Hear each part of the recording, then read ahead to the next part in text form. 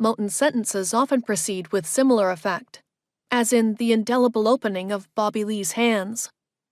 Held in the very idea of white people, in the illusion of their strength, in the fantasy of their allyship, in the poverty of their rescue, in the silliness of their melancholy, in the power of their networks, in the besotted rejection of their impossible purity, in the repeated critique of their pitiful cartoon, is that thing about waiting for vacancy to shake your hand, while the drone's drone gives air a boundary.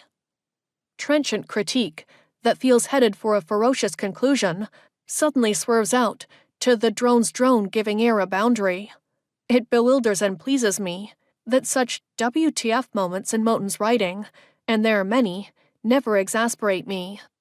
Instead, I face a choice.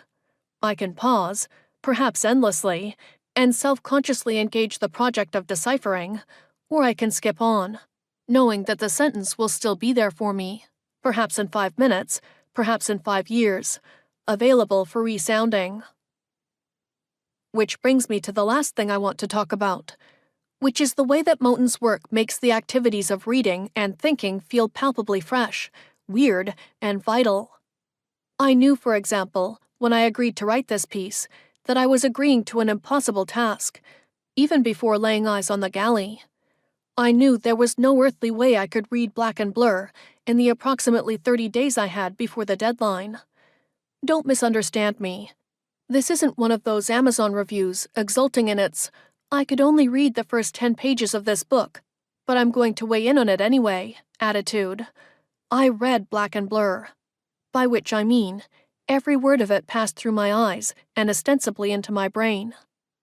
But one of the ontological gifts of Moten's writing is that you simply can't, or I should say, I simply can't, take in his sentences in any normative, temporal way.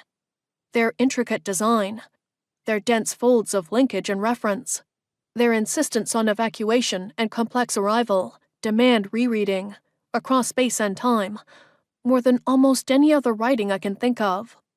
And so, in the month or so that I've lived with Black and Blur, I've read it in the waiting room of the dermatologist's office, while watching my son at the playground, on an airplane, perched on a metal stool of a Los Angeles poke bar, in bed, in my office on lockdown, due to a phantasmagorical active shooter the day after the Vegas massacre, falling in and out of sleep from jet lag on a park bench in Stockholm and elsewhere.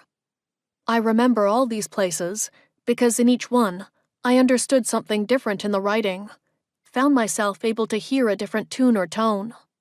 I heard myself struggling to think, then I heard myself thinking. I felt smart, then I felt stupid. I felt in between, then I felt not in between, a la C.L.R. James and the title of Black and Blur's first chapter. In short, I felt myself reading.